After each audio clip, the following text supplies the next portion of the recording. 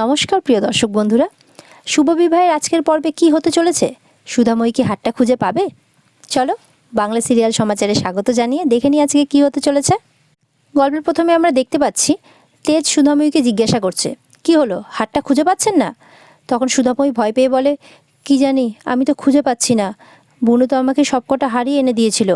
তেজ বলেন, কি হলো, দিয়েছিল তো কোথায় গেল হারটা, উবে গেল নাকি? সুধা বলে, না না, হারিয়ে যায়নি, দাঁড়ান, এখানেই কোথাও হবে নিশ্চয়ই, খুঁজে দেখছি আমি। তেজ বলে, যান। তখন যেতে গিয়ে বারবার তেজ সুধার সামনে চলে আসে। এরপরে আবারও যেতে গিয়ে সুধার চুলটা তেজের জামার বোতামে আটকে যায়।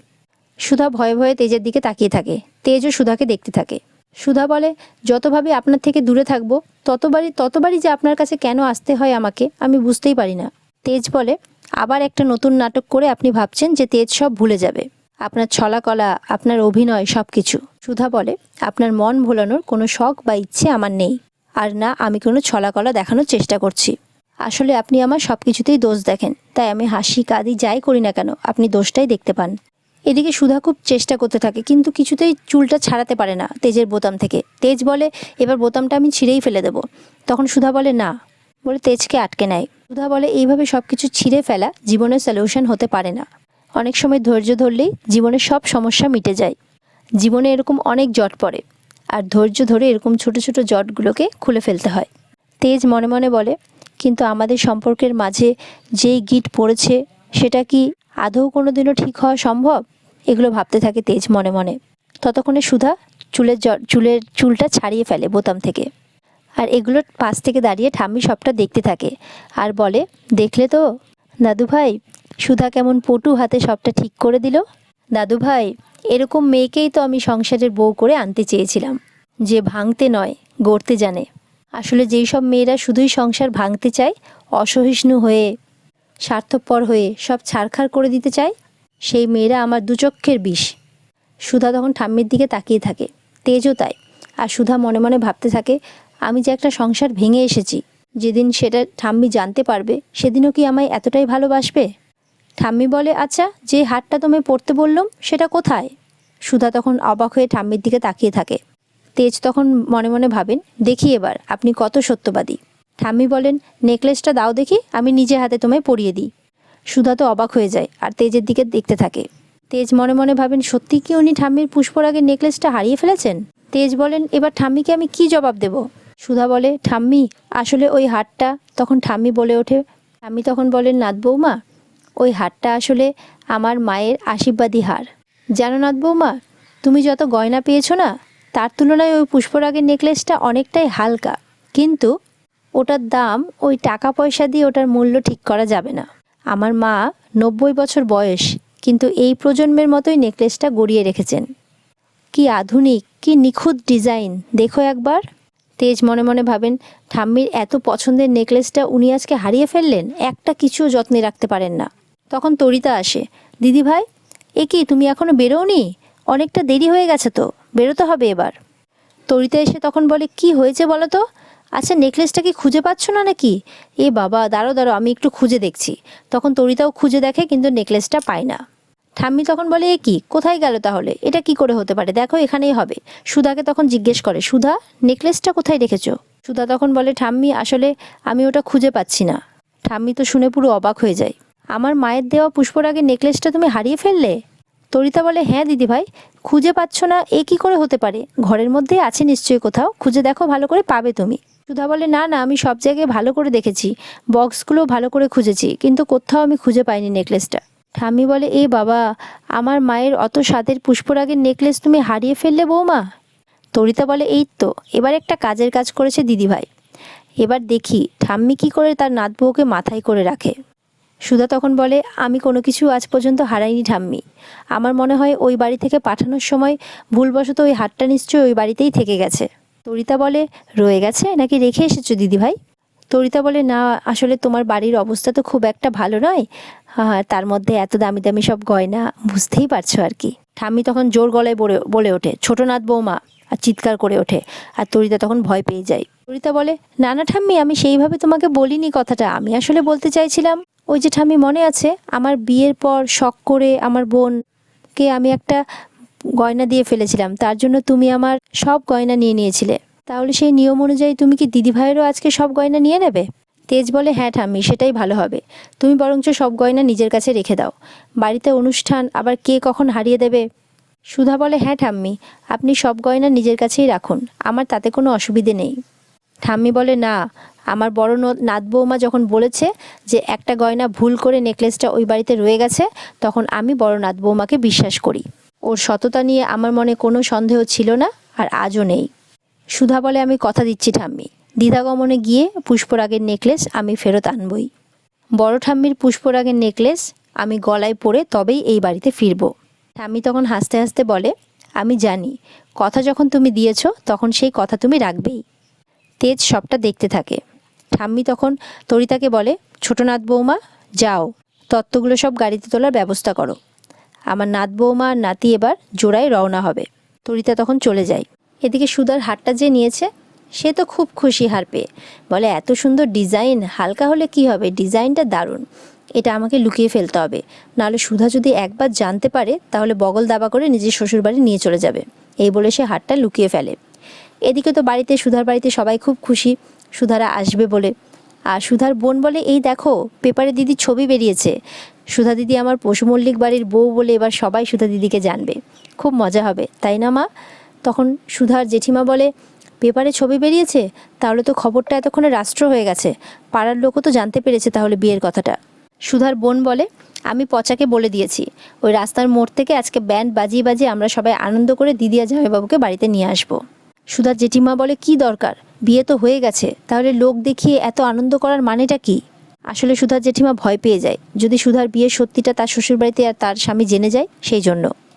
আর টাকাই বা আসবে কোথা থেকে আমাদের? তখন সুধার ঠাম্মি বলে, কেন, ওনারা তো 2 হাত ভরে টাকা দিয়েছেন সুধার বিয়েতে খরচ করার জন্য, সব গেল কোথায়? অত টাকা পেয়েও তুমি এত টাকার চিন্তা কেন করছো? জেঠিমা বলে, কেন চিন্তা করব না মা, টাকাটা তো আমাকে তো এই বাড়িটা বন্ধকটাও ছোটাতে হবে না, সুধার বিয়ের জন্য তো বাড়িটা বন্ধকও দেওয়া হয়েছিল, তো সেই টাকাটা কোথার থেকে আসবে মা? সুধার মা তখন বলে, আচ্ছা দিদিভাই, এই সমস্ত কথা থাক না, এখন তুমি শুনলে না মেয়ে জামাই এক্ষুনি এসে পড়বে, তো চলো না আমরা বাকি কাজগুলো তাড়াতাড়ি করে সেরে নিই, তুমি তো আবার বরণ করবে ওদের। জেঠিমা বলেন, হ্যাঁ জানি তো, আমি সব কিছু কাজ আমাকেই করতে হয়, কি কুক্ষণে যে আমি এই বাড়িতে বউ হয়ে এসেছিলাম। তখন বলে, ও ছোট, মাছের মাথাটা সুধার জন্য রাখিস কিন্তু, সুধা আবার মাছের মাথা খেতে খুব ভালোবাসে। আরে কি, চল চল, দাঁড়িয়ে থাকিস না, চল, অনেক কাজ পড়ে আছে। এই বলে জেঠিমা বরণ ডালা নিয়ে এগিয়ে পড়ে উলু দিতে দিতে। সুধার মা বলে, যতই রাগ দেখাক, দিদি আমার মেয়েটাকে খুব ভালোবাসে। এদিকে পাড়াতে তো পুরো রব পড়ে গেছে, খবরের কাগজ নিয়ে সবাই এক জায়গায় জড়ো হয়েছে, বলে, এই দেখো দেখো, আমাদের সুধার বসু মল্লিক বাড়িতে বিয়ে হয়েছে। একজন বলে, ও ওই কাননবালা দেবীর নাতির সঙ্গে, তার মানে। একজন বলে, তাই ভাবি, যাদের বাড়িতে চারাপোনা ছাড়া কিছুই ঢোকে না, তাদের বাড়িতে এখন বাজারে গিয়ে ইলিশ, বড় বড় গলদা চিংড়ি এইসব আসছে কোথা থেকে?